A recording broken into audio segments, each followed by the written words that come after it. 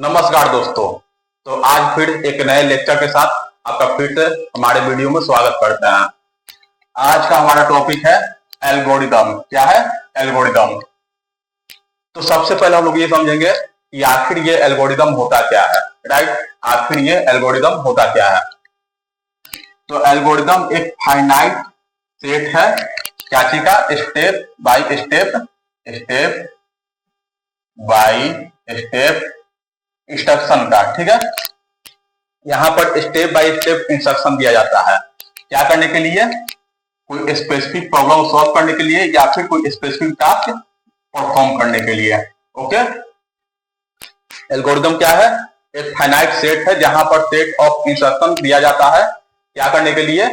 कोई specific problem solve करने के लिए या फिर किसी प्रकार का कोई स्पेसिफिक टास्क परफॉर्म करने के लिए। राइट, और अच्छा, एल्गोरिदम जो है वो प्रोग्रामिंग लैंग्वेज से बिल्कुल ही अलग है। ये आप अपने दिमाग में बैठा लीजिए। ठीक है, एल्गोरिदम एक्चुअल कोड नहीं होता है। जैसे हम लोग मान लीजिए कोड लिखने से पहले कॉपी प्रैक्टिस करते हैं, ठीक उसी तरह एल्गोरिदम भी है। कोड लिखने से पहले हम लोग उसको प्रैक्टिस करते हैं। राइट, तो इसे क्या बोलते हैं हम लोग? एल्गोरिदम बोलते हैं। और ये एल्गोरिदम जो होता है वो इन्फिनाइट स्टेप तक नहीं जाता है, ये फाइनाइट स्टेप में ही क्या हो जाता है? खत्म हो जाता है। राइट, तो यहां पर देखिए कि एक गुड एल्गोरिदम का, एक अच्छे एल्गोरिदम का कैरेक्टरिस्टिक क्या क्या है। राइट, सबसे पहला क्या है? इनपुट। क्या है? इनपुट है। तो इनपुट क्या है? हम लोग को हमेशा 0 या फिर उससे ज्यादा वेल डिफाइंड इनपुट लेना है। क्या लेना है? एक वेल डिफाइंड इनपुट लेना है जिसका कोई मतलब निकले। राइट, जैसे input b equal to 6, input c equal to 10, input d equal to 9। ये सब एक वेल डिफाइंड वैलिड इनपुट है। राइट, फिर दूसरा क्या है आपका? आउटपुट। क्या है? आउटपुट। जो भी इनपुट ले उससे कम से कम एक आउटपुट जरूर जनरेट होना चाहिए, बाहर निकल के आना चाहिए। राइट, ये सब क्या है? गुड एल्गोरिदम का पहचान है। ठीक है, आगे डिफाइनाइटनेस है। क्या है ये? डिफाइनाइटनेस है। यहाँ पर क्या है? जो भी एल्गोरिदम हम लोग स्टेप करते हैं वो सभी स्टेप क्या होना चाहिए? क्लियर और अनएम्बिगियस होना चाहिए। ठीक है, अनएम्बिगियस मतलब वो भी क्लियर ही होता है। ठीक है, तो मतलब एकदम क्लियर होना चाहिए, उसमें किसी तरह का नोक जोक नहीं होना चाहिए। राइट, जो भी स्टेप हम लोग एल्गोरिदम परफॉर्म कर रहे होते हैं उसको क्या बोलते हैं हम लोग? डिफाइनाइटनेस। क्या बोलते हैं? डिफाइनाइटनेस। राइट, आगे क्या है? फाइनाइटनेस। क्या है? फाइनाइटनेस है। तो यहां पर देखिए फाइनाइटनेस के अंदर must and after a finite number of step है। जैसे स्टेप खत्म हो जाता है उसके बाद एल्गोरिदम वहीं पर खत्म हो जाना चाहिए। राइट, क्योंकि वो फाइनाइट स्टेप में रन कर रहा है, वो इनफिनाइट स्टेप में रन नहीं कर रहा है।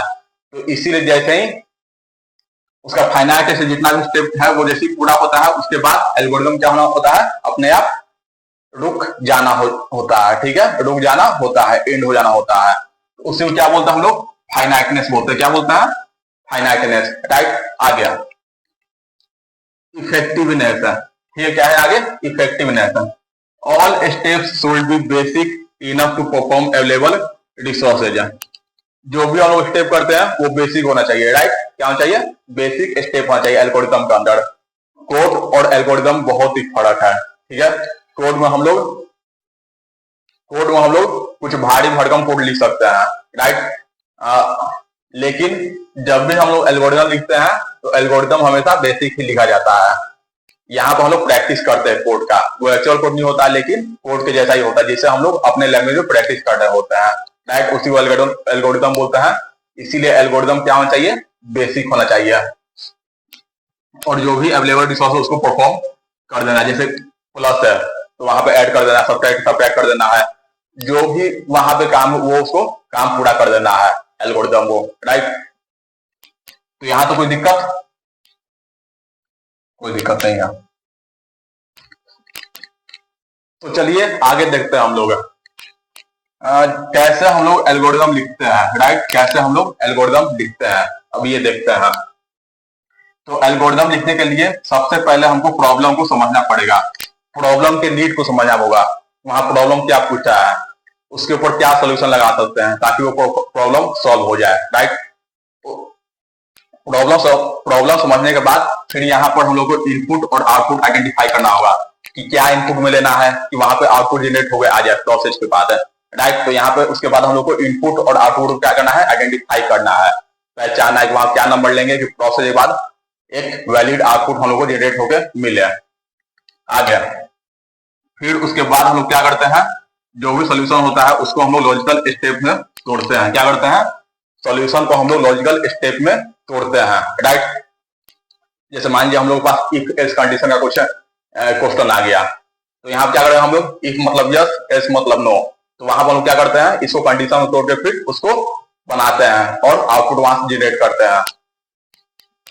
तो उसी के लिए क्या करते हैं हम लोग, सोल्यूशन को लॉजिकल स्टेप में तोड़ते हैं, राइट। उसके बाद right step by step instruction in natural language और स्यूडो कोड है। उसके बाद हम लोग स्टेप बाय स्टेप इंस्ट्रक्शन लिखते हैं अपने नेचुरल लैंग्वेज में या फिर स्यूडो कोड में।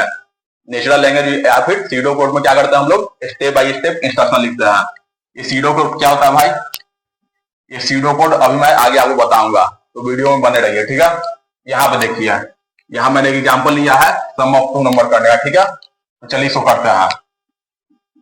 स्टेप वन में क्या करेंगे हम लोग, पहले एल्गोरिथम को स्टार्ट करेंगे, ठीक है। उसके बाद स्टेप टू में हम लोग क्या करेंगे, वैल्यू इनपुट करेंगे, 2 नंबर जोड़ना है, इनपुट ए बी, राइट। आगे स्टेप थ्री, अब स्टेप थ्री में हम लोग क्या करेंगे, स्टेप थ्री में हम लोग सम करेंगे इस वैल्यू का, क्या करेंगे, sum equal to A plus B, right. अब आगे स्टेप फोर हम लोग क्या करेंगे, स्टेप फोर में जो भी सम उसका आएगा उसको क्या करेंगे हम लोग, प्रिंट करेंगे, क्या करेंगे, प्रिंट करेंगे। तो यहाँ पे प्रिंट सम, और लास्ट स्टेप 5, और यहाँ पे क्या हो जाएगा, ये एल्गोरिथम इंड हो जाएगा। तो लास्ट में क्या लिख देंगे, लास्ट में यहाँ पे लिख देंगे स्टॉप, राइट। तो ये आपका एक एग्जांपल है जो मैंने दिखा दिया है कैसे एल्गोरिथम लिखा जाता है। इसको चाहिए तो आप अपने कॉपी में नोट डाउन कर सकते हैं, वीडियो पॉज करके। अब हम लोग यहाँ से आगे बढ़ते हैं, राइट। अब यहाँ पे देखते हैं हम लोग एल्गोरिथम और प्रोग्रामिंग में क्या डिफरेंस है, ठीक है। ये सब कुछ बेसिक डिफरेंस है जो कि हर बच्चों को जानना बहुत ही जरूरी है, राइट। देखिए एल्गोरिथम क्या है, यहाँ पर स्टेप बाय स्टेप क्या होता है, प्रोसीजर को परफॉर्म किया जाता है, राइट। स्टेप बाय स्टेप यहाँ पे जो भी प्रोसेस होता है उसको क्या किया जाता है, परफॉर्म किया जाता है। लेकिन प्रोग्रामिंग में क्या होता है, जो भी एल्गोरिथम हम लोग लिखते हैं उसको हम लोग प्रोग्रामिंग के अंदर क्या करते हैं, इंप्लीमेंट करते हैं, क्या करते हैं, इंप्लीमेंट करते हैं। जो भी एल्गोरिथम हम लोग लिखते हैं उसको हम लोग क्या करते हैं, प्रोग्रामिंग के कोड के अंदर क्या करते हैं, उसको हम लोग इंप्लीमेंट करते हैं, राइट। आ गया, एल्गोरिथम जो होता है वो लैंग्वेज इंडिपेंडेंट होता है, राइट। यहाँ पर हम लोग अपने भाषा में इसको एल्गोरिथम को लिख सकते हैं, स्टार्ट इनपुट ए बी, फिर उसके बाद sum equal to a b, अपने भाषा में इसको लिख रहे हैं, राइट। कोई दिक्कत वाला बात नहीं है। लेकिन यहाँ पर जो प्रोग्रामिंग होता है वो क्या होता है, लैंग्वेज डिपेंडेंट होता है। मतलब अगर आप सी लैंग्वेज लिख रहे हैं तो उसी में आपको प्रोग्रामिंग करना पड़ेगा, उसी में आपको अपना कोड लिखना पड़ेगा। जावा लिख रहे तो उसी में आपको अपना कोड लिखना पड़ेगा। सी प्लस प्लस लिख रहे तो उसी में क्या करना पड़ेगा, आपको अपना कोड लिखना पड़ेगा, ठीक है। तो ये क्या होता है, लैंग्वेज डिपेंडेंट होता है। और एल्गोरिथम क्या होता है, लैंग्वेज इंडिपेंडेंट होता है, लैंग्वेज इंडिपेंडेंट होता है, राइट। एल्गोरिथम में हमेशा लॉजिकल सॉल्यूशन आता है, राइट। जो भी हम लोग वहां लॉजिक अप्लाई करेंगे उसी के अकॉर्डिंग क्या आएगा, एल्गोरिथम में सॉल्यूशन निकल के आएगा। लेकिन यहाँ पे प्रोग्रामिंग क्या होता है, कोड एग्जीक्यूट करने के बाद, कोड के एग्जीक्यूट होने के बाद यहाँ पर एक्चुअल इसका क्या आता है, रिजल्ट आता है। क्या आता है, इसका एक्चुअल रिजल्ट आता है, राइट। यहाँ तो कोई दिक्कत नहीं है। अब आगे हम लोग बात करेंगे एल्गोरिथम डिजाइन टेक्निक्स के बारे में। किसके बारे में, एल्गोरिथम डिजाइन टेक्निक्स के बारे में। तो आखिर ये एल्गोरिथम डिजाइन टेक्निक्स होता क्या है। तो एल्गोरिथम डिजाइन टेक्निक्स एक स्मार्ट वे होता है, एक स्मार्टेस्ट वे होता है जिससे हम लोग प्रॉब्लम क्या करते हैं, सॉल्व करते हैं। क्या करते हैं, प्रॉब्लम को सॉल्व करते हैं एल्गोरिथम के अंदर। कैसे, स्मार्टली प्लानिंग और लॉजिक को लगाकर क्या लगाकर, प्लानिंग और लॉजिक को लगाकर हम लोग क्या करते हैं, एल्गोरिदम को सॉल्व करते हैं, प्रॉब्लम को सॉल्व करते हैं, राइट। इसमें सबसे पहला कौन सा लॉजिक है, डिवाइड एंड कंक्यूड। क्या है, डिवाइड एंड कंक्यूड। इसमें क्या करते हैं हम लोग, प्रॉब्लम को डिवाइड कर देते हैं, मतलब प्रॉब्लम पहले तोड़ देते हैं, उसके बाद उसको हर एक पार्ट को क्या करते हैं हम लोग फिर सॉल्व करते हैं, राइट। और सॉल्व करने के बाद फिर उसको क्या करते हैं, कंबाइन कर देता है। जैसे एग्जाम्पल में क्या हो जाएगा, मर्ज सॉर्ट। क्या हो जाएगा, मर्ज सॉर्ट, राइट। आगे ग्रीडी मेथड। क्या है आगे, ग्रीडी मेथड। अच्छा, इसमें आपको एक एग्जाम्पल बताता हूँ डिवाइड एंड कंक्यूड में। मान लीजिए आप कुछ बोर्ड मार्क्स सॉल्व कर रहे हैं, जैसे 2 × 3 + 5 - 6 डिवाइड बाई 3। तो इसमें पहले आप कौन सा सॉल्व पड़ेगा, पहले डिवाइड सॉल्व पड़ेगा, उसके बाद मल्टीप्लाई, उसके बाद ऐड, उसके बाद सब्ट्रैक्ट है। एक ही करके आप सॉल्व कर रहे हैं। उसी तरह डिवाइड एंड कंक्यूड में हम लोग क्या करना है, एक ही करके इसको सॉल्व करना है, राइट। कैसे सॉल्व करना है, एक एक करके सॉल्व करना है, प्रॉब्लम को तोड़कर हर एक पार्ट को क्या करेंगे, सॉल्व करेंगे, फिर उसको कंबाइन कर देंगे। आगे देखिए, अब आगे क्या है, ग्रीडी मेथड। इसमें क्या करते हैं हम लोग, जो भी सामने स्टेप है वहां पे क्या सबसे बेस्ट ऑप्शन होगा उसी को क्या करना है, हम लोग को चूज करना है। क्या करना है, चूज करना है। हर एक स्टेप में हम लोग को हमेशा बेस्ट ऑप्शन चूज करना है। आगे बार नहीं सोचा कि मतलब इस ऑप्शन चूज करना तो आगे क्या आएगा, आगे क्या होगा, जो आगे होगा फिर उसको देखा जाएगा। लेकिन हर एक स्टेप में हम लोग क्या करना है, अपने अपने तरफ से बेस्ट ऑप्शन को चूज करना है, राइट, ताकि हम लोग को बेस्ट सोल्यूशन भी मिल सके। आगे डायनामिक प्रोग्रामिंग है। क्या है आगे, डायनामिक प्रोग्रामिंग। इसके अंदर क्या करते हैं हम लोग, मान लीजिए हम लोग कुछ प्रॉब्लम सॉल्व किया, जैसे कुछ सॉल्व किया तो हम लोग क्या, ए का वैल्यू आया 7, राइट। ए का वैल्यू क्या मिला, 7 आया, कुछ सॉल्व किया तब। अब इसको क्या करना कर लेना, हम लोग को स्टोर कर लेना है। इस वैल्यू को हम लोग को स्टोर कर लेना है, जो कि हम लोग कैसे मिला था, सॉल्व करने के बाद मिला था प्रॉब्लम को, राइट। क्यों स्टोर करना है, क्योंकि हो सकता है आगे कुछ और प्रॉब्लम है। जैसे आगे अब आ गया यहाँ पर b + a कितना होगा, c - a कितना होगा, d डिवाइड बाई a कितना होगा। तो क्या हर जगह a के लिए हम लोग प्रॉब्लम सॉल्व कर जाएंगे कि सॉल्व हुआ 7 फिर आप 7 अप्लाई करेंगे, नहीं ना।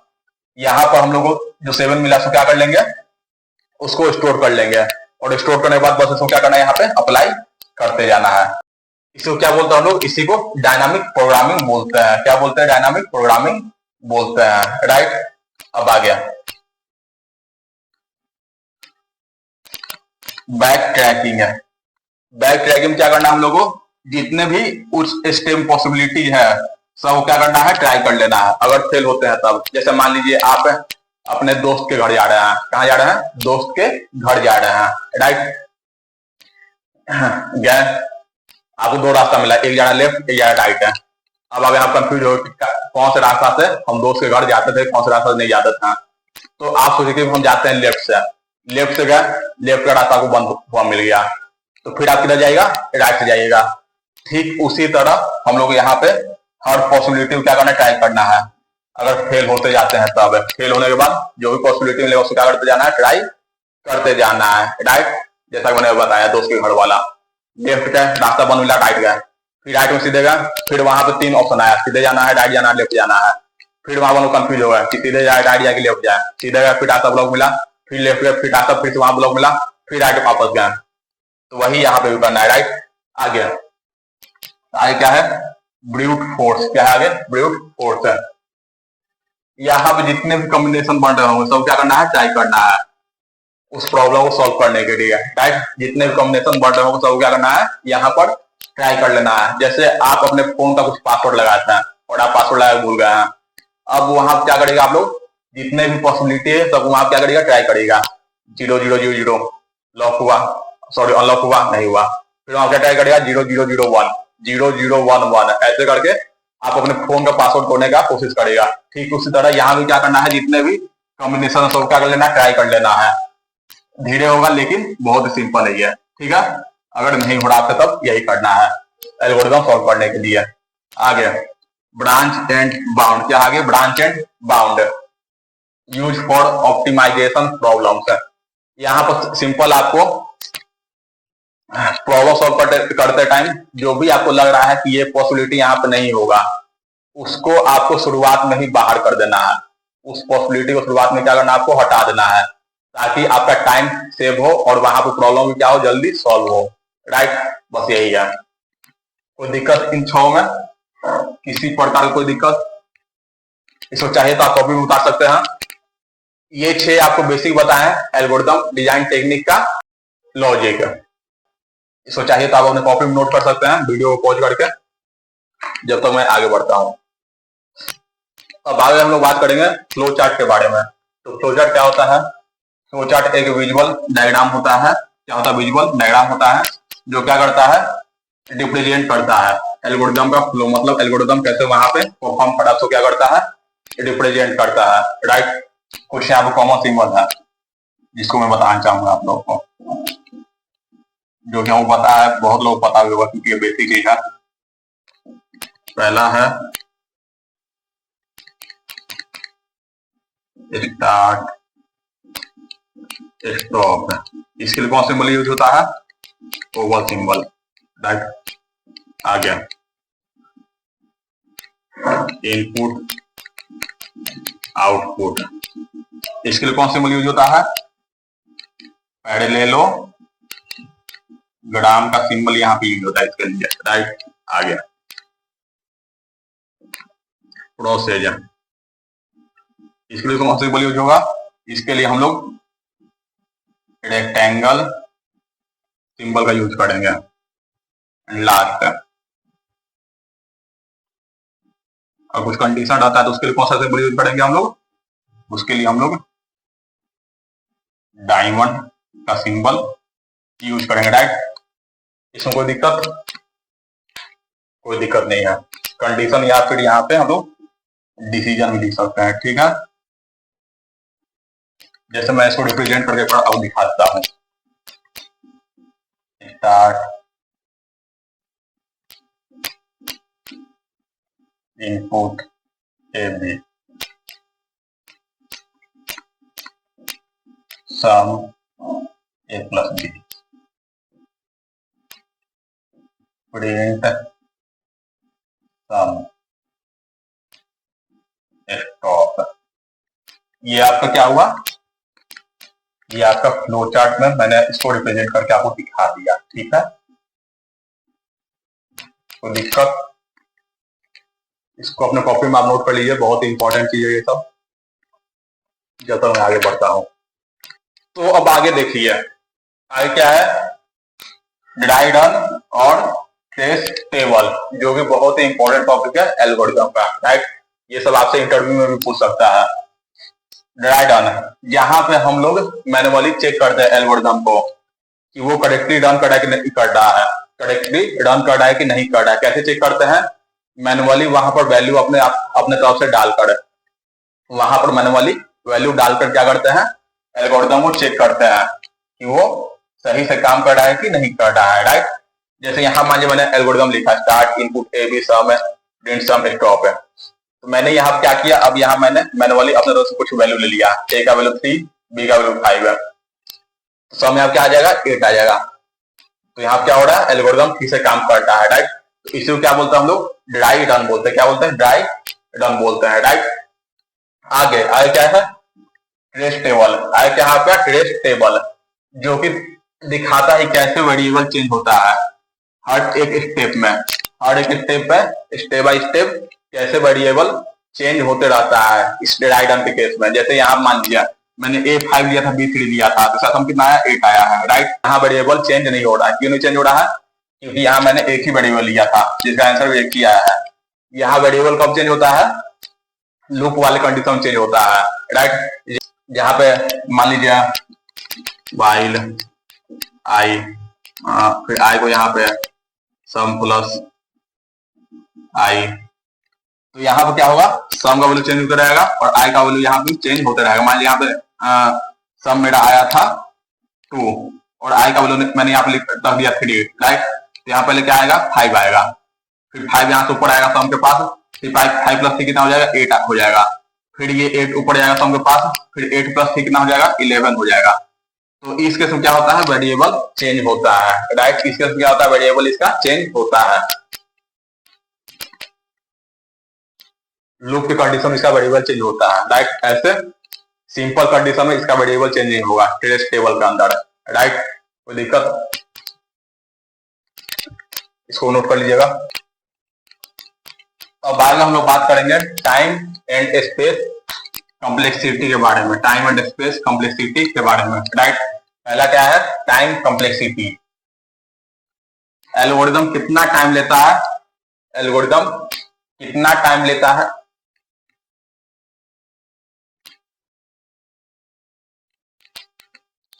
एल्गोरिदम कितना टाइम लेता है प्रोसेस को रन करने के लिए, उसी क्या बोलते हैं हम लोग, टाइम कॉम्प्लेक्सिटी बोलते हैं, राइट। एल्गोरिदम कितना टाइम लेता है एक प्रोसेस को रन करने के लिए, उसी क्या बोलते हैं हम लोग, टाइम कॉम्प्लेक्सिटी बोलते हैं। आगे स्पेस कॉम्प्लेक्सिटी, एग्जीक्यूशन के टाइम में एल्गोरिदम में कितना स्पेस कितना रैम यूज हो रहा है, उसी को क्या बोलते हैं हम लोग, स्पेस कॉम्प्लेक्सिटी बोलते हैं, राइट। एग्जीक्यूशन के टाइम एल्गोरिदम में कितना स्पेस कितना मेमोरी में रैम जो है यूज हो रहा है, उसे क्या बोलते हैं हम लोग, स्पेस कॉम्प्लेक्सिटी बोलते हैं, राइट। अब आ गया यहाँ तो कोई दिक्कत, टाइम कॉम्प्लेक्सिटी और स्पेस कॉम्प्लेक्सिटी में ये डिफिनेशन जिसको आप याद कर लीजिएगा, राइट। आगे आगे नोटेशन क्या है, आगे notation, notation means a standard short ways to represent how fast और स्लो एन एल्गोरिथम परफॉर्म है। नोटेशन मतलब एक स्टैंडर्ड छोटा वे होता है, शॉर्ट वे होता है, ठीक है, जो रिप्रेजेंट करता है कि एल्गोरिथम कितना तेज और कितना स्लो परफॉर्म कर रहा है, राइट।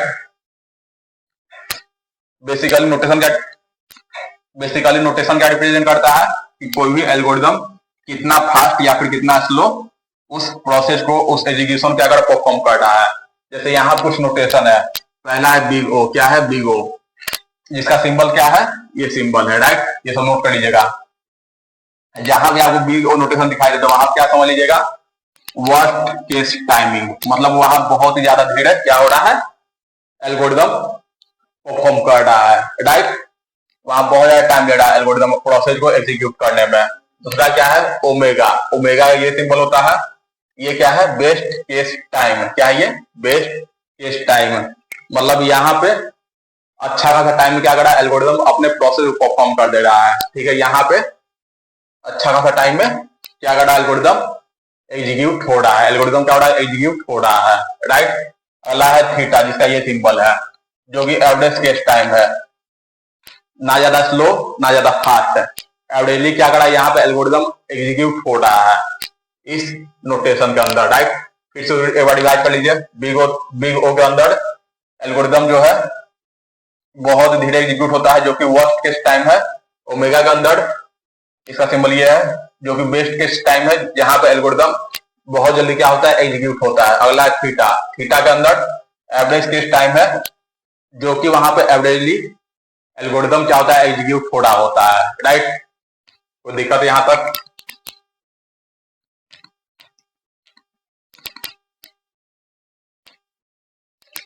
अब आगे देखिए एल्गोरिथम एनालिसिस के बारे में, ठीक है। एल्गोरिथम एनालिसिस के बारे में आगे हम लोग पढ़ेंगे। इसके अंदर बेस्ट केस कौन सा होता है, जहां पर कम से कम टाइम लगे, कम से कम क्या लगे, टाइम लगे प्रोसेस को एग्जीक्यूट होने में, उसको क्या बोलते हैं हम लोग, बेस्ट केस बोलते हैं। वर्स्ट केस किसको बोलते हैं, जहां पे ज्यादा टाइम लगता है प्रोसेस को एग्जीक्यूट होने में, उसको क्या बोलते हैं हम लोग, वर्स्ट केस बोलते हैं। और एवरेज केस किसको बोलते हैं, जहां पे हम लोग इनपुट के अनुसार एक्सपेक्टेड टाइम लगाते हैं, अगर यहाँ पे इतना इनपुट दिया हुआ तो वहां पे इतना टाइम में प्रोसेस एग्जीक्यूट हो जाना चाहिए, अगर उतने टाइम में हो जाता है तो उसको क्या बोलते हैं हम लोग, एवरेज केस बोलते हैं, क्या बोलते हैं हम लोग, एवरेज केस बोलते हैं। आगे ये कुछ टाइम कॉम्प्लेक्सिटी है, ठीक है, जिसका नाम यहाँ पे दिया हुआ और इसका स्पीड यहाँ पे दिया हुआ है, इसको याद कर लीजिए, राइट। इसको क्या कर लेना, याद कर लेना है, ये आगे क्या करेगा, आपको काम करेगा, इंटरव्यू में ये सब पूछा जाता है, ठीक है। क्या करना आपको, याद कर लेना है, राइट। जैसे मैं इसका एक या दो का एग्जांपल देकर बता देता हूँ, ठीक है। टाइम कॉम्प्लेक्सिटी में एक या दो का आपको एग्जांपल देकर मैं बताता हूँ। जैसे यहां मान लीजिए मैंने int equal to height, right, int b equal to 3, sum equal to, sum क्या होता है, a प्लस बी होता है, इसका सम कितना हो जाएगा, 8 हो जाएगा, राइट। सम कितना हो जाएगा, 8 हो जाएगा। तो यहाँ पर ये जो प्रोसेस है कितने स्टेप में हो गया, ये प्रोसेस यहाँ पर मात्र 3 स्टेप में हो गया। ठीक है, तो ये किसके अंदर आ जाएगा, 0 1 के अंदर आ जाएगा, जो कि कांस्टेंट टाइम है, राइट। और इसका एग्जीक्यूशन क्या होगा, बहुत ही फास्ट हुआ है, राइट। यहाँ क्या हो जाएगा, वेरी फास्ट है। ये एग्जाम्पल है इसका। एक और आपको एग्जाम्पल लेके दिखा देता हूँ। अब मैं थोड़ा सा माफी चाहता हूँ, उस टाइम थोड़ा वीडियो रुक गया था, कुछ टेक्निकल इश्यू हो जाता है। तो चलिए मैं अभी एग्जाम्पल 2 आप लोग बता रहा था, वही मैं कंटिन्यू करता हूँ, राइट। एग्जाम्पल 2 जो कि लीनियर टाइम है, 0 और n, राइट। यहाँ आप देखिए क्या किया हम लोग, यहाँ पे ये जो है हम लोग कोड लिखे हैं, राइट। ये जो यहाँ पर कोड है, जहां पर i को 1 लिए हैं, i n से छोटा हो या फिर n के इक्वल टू, तो i में क्या होगा, i के वैल्यू में इंक्रीमेंट होगा, राइट। फिर यहाँ पे हम लोग क्या किए, प्रिंट टेस्ट में i को प्रिंट कर दिया है। तो यहाँ पे जो कोड हो कितना टाइम रन कर रहा है, n टाइम्स रन कर रहा है। कितना टाइम रन कर रहा है, n टाइम्स रन कर रहा है। तो यहाँ पे टाइम कॉम्प्लेक्सिटी क्या हो जाएगा, यहाँ पे टाइम कॉम्प्लेक्सिटी 0 ब्रैकेट n हो जाएगा। क्या हो जाएगा, 0 ब्रैकेट n हो जाएगा, राइट। तो यहाँ टाइम कॉम्प्लेक्सिटी 0 ब्रैकेट n हो जाएगा, जो कि ना ज्यादा फास्ट है और ना ज्यादा स्लो है, बस मॉडरेट से थोड़ा सा ओके है, ऊपर वाला है, ठीक है। तो ये ना ज्यादा फास्ट और ना ज्यादा मॉडरेट हुआ, तो ये ओके है, ठीक है, मतलब ठीक ठाक ये रन कर रहा है, राइट। आगे हम लोग बात करेंगे अब सीडो कोड की। किसकी बात करेंगे, सीडो कोड की हम लोग बात करेंगे। तो देखिए यहाँ पे सीडो कोड क्या होता है।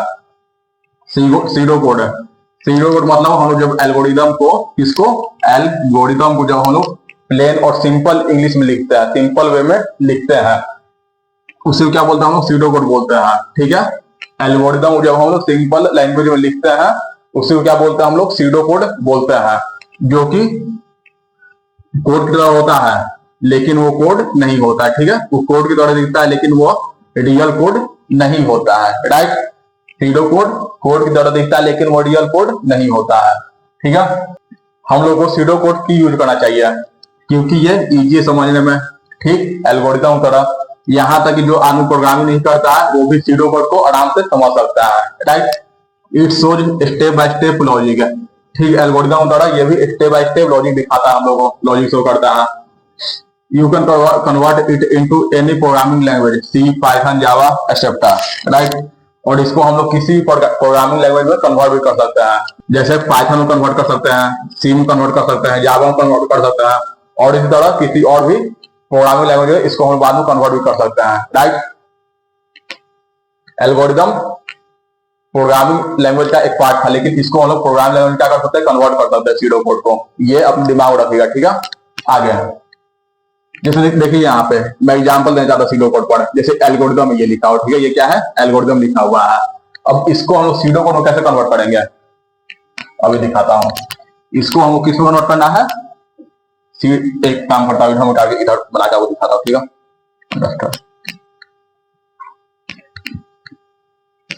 ये सब उतार लीजिएगा, ठीक है।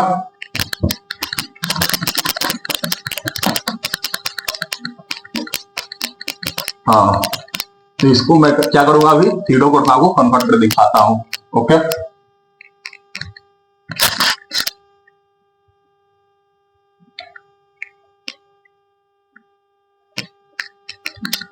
तो सीडो कोड में हम लोग यहाँ पे स्टार्ट क्या लिखेंगे, बिगिन, क्या लिखेंगे, बिगिन, राइट। उसके बाद वहां पर हम लोग वैल्यू को इनपुट कर रहे थे, ए और बी को, यहाँ क्या करेंगे, एडिट करेंगे वैल्यू को, एडिट ए, एडिट बी।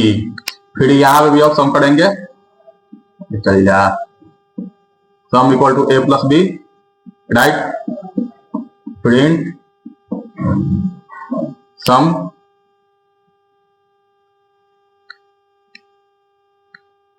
प्रिंट सम, जैसे यहाँ सम प्रिंट किए थे वैसे यहाँ प्रिंट करेंगे सम को, और उसके बाद आप क्या करेंगे, इस प्रोसेस को प्रिंट कर देंगे, क्या कर देंगे, प्रिंट कर देंगे।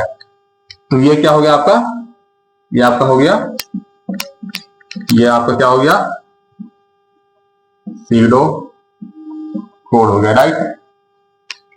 वो एल्गोरिदम लिखा हुआ है उसे मैंने सीडो कोड में कन्वर्ट कर दिया, स्टार्ट की जगह बिगिन कर दिया, इनपुट की जगह आप रीड ए, और रीड बी कर दिए वैल्यू को, फिर यहाँ पे सम वही जैसे वहां सम की तरह से यहाँ पे सम कर दिए a प्लस बी, फिर सम को यहाँ प्रिंट कर दिया है। यहाँ तो कोई दिक्कत नहीं है, इजी है ये सब, ठीक है। चलिए तो चलिए इस चैप्टर का ये आखिरी 2 टॉपिक बच गया है। पहला क्या है, पहला है आपका priority analysis, right. Priority means क्या होता है, priority means before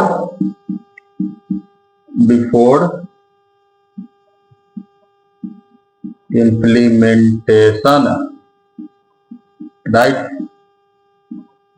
before implementation, ठीक है। प्रायोरिटी मीन्स होता है कि हम लोग ये प्रोग्राम के रन करने से पहले ही हम लोग एनालाइज कर लेते हैं कि क्या उसका एल्गोरिथम और लॉजिक है, राइट। प्रायोरिटी मीन्स क्या होता है, प्रोग्राम को रन करने से पहले ही हम यहाँ पे एनालाइज कर लेते हैं कि इस प्रोग्राम का क्या लॉजिक हो सकता है, और उसी के हिसाब से हम लोग डिसाइड करते हैं कि उसका टाइम कॉम्प्लेक्सिटी क्या होगा, स्पेस कॉम्प्लेक्सिटी क्या होगा। जैसे यहाँ पे एक प्रोग्राम लिखा हुआ था जो कि लूप में था, ठीक है, 1 to n तक है। तो जब ये लूप में था तो जाहिर सा बात है ये n टाइम्स क्या करेगा, रिपीट ही करेगा, n टाइम्स ये रिपीट ही करेगा जब लूप में है तब। तो यहाँ पर टाइम कॉम्प्लेक्सिटी क्या हो जाएगा, 0 into n, और स्पेस कॉम्प्लेक्सिटी 0 ब्रैकेट 1 हो जाएगा, राइट। तो ये जो है हम लोग बस यहाँ पे प्रिडिक्ट किया है कि ये यहाँ पर टाइम कॉम्प्लेक्सिटी और स्पेस कॉम्प्लेक्सिटी हो सकता है, ठीक है। इसका कोर्स से कोई भी लेना देना नहीं है। जैसे कि मान लीजिए हम ये आप अपने दोस्तों के साथ गए पिज्जा खाने के लिए, तो वहां पे आप पहले ही प्रिडिक्ट कर लेते हैं कि भाई 500 पिज्जा आएगा, तो मिता मिलाना, तो मुता मिलाना, तो मिता मिलाना। अब वहां पे गया 500 पिज्जा नहीं मिला, आपको मिला 700-800 पिज्जा, राइट। तो वही काम यहाँ पे भी होता है, यहाँ पे भी हम लोग पहले ही एनालाइज कर लेते हैं प्रोग्राम को रन करने से पहले ही, ठीक है। उसको क्या बोलते हैं हम लोग, प्रायोरिटी एनालिसिस बोलते हैं। आगे पोस्टेरियर एनालिसिस है, इसका लोग क्या होता है, इसका हो जाएगा आफ्टर इम्प्लीमेंटेशन, राइट। यहां पे हम लोग प्रोग्राम को रन करने के बाद ही एनालाइज करते हैं कि यहाँ पे इसका लॉजिक क्या होगा, राइट। यहां पर हम लोग प्रोग्राम को रन करने के बाद ही एनालाइज करते हैं कि उसका एक्चुअल परफॉर्मेंस क्या होगा उस मशीन में, राइट। उसका एक्चुअल परफॉर्मेंस क्या होगा प्रोग्राम के रन करने के बाद। यहाँ पहले एनालाइज करें तो वहां पे बाद में एनालाइज करेंगे, राइट। जैसे मान लीजिए हम लोग कोड लिखा है, ठीक है, उस कोड को हम लोग कंप्यूटर में रन करवा दिया, और रन करवाने के बाद हम लोग क्या ऑब्जर्व किया कि वो कितना सेकंड लिया उस कोड को रन करने के लिए, वो कितना रैम ऑक्युपाई किया उस कोड को रन करने के लिए। तो ये क्या है, ये कोई एक्सपेरिमेंटल डेटा नहीं, ये क्या है, एक्चुअल डेटा है, राइट, जो कि आपके हार्डवेयर पर डिपेंड करता है। किस पर डिपेंड करता है, हार्डवेयर पर डिपेंड करता है, कितना टाइम लेगा, कितना स्पेस लेगा, राइट। तो यहाँ पर ये एक्चुअल डेटा नहीं था, लेकिन ये क्या है, ये एक्चुअल डेटा, क्योंकि यहाँ पर हम लोग रन करके यहाँ पे ऑब्जर्व कर रहे हैं कि यहाँ पे टाइम कॉम्प्लेक्सिटी क्या होगा, यहाँ पे स्पेस कॉम्प्लेक्सिटी क्या होगा। लेकिन यहाँ पे हम लोग ऑब्जर्व नहीं करते, यहाँ पे पहले हम लोग एक बार से प्रिडिक्ट कर रहे थे कि ये हो सकता है, जब 10 टाइम रन करें तो यहाँ पे ये टाइम कॉम्प्लेक्सिटी होगा, स्पेस ये हो सकता है, राइट। तो यही दोनों डिफरेंस है और कुछ डिफरेंस नहीं है, ओके। आपका यहाँ पे होमवर्क ये रहेगा कि एल्गोरिथम से रिलेटेड रियल लाइफ एप्लीकेशन क्या क्या हो सकता है, वो आप नीचे मुझे कमेंट सेक्शन जरूर बताएं, राइट। देखते हैं कौन सही से जवाब देता है, और नहीं हुआ तो मैं उसको फिर अपडेट कर दूंगा नीचे डिस्क्रिप्शन या फिर कमेंट बॉक्स में। अब आपको ये वीडियो कैसा लगा नीचे कमेंट बॉक्स में जरूर बताएं, और ऐसे ही अमेजिंग लेक्चर के लिए हमारे चैनल को लाइक, सब्सक्राइब और अपने दोस्तों के साथ शेयर जरूर करें, ताकि आपके दोस्त भी हमारे इस अमेजिंग लेक्चर का फायदा उठा सके, राइट। तब तक के लिए बाय बाय।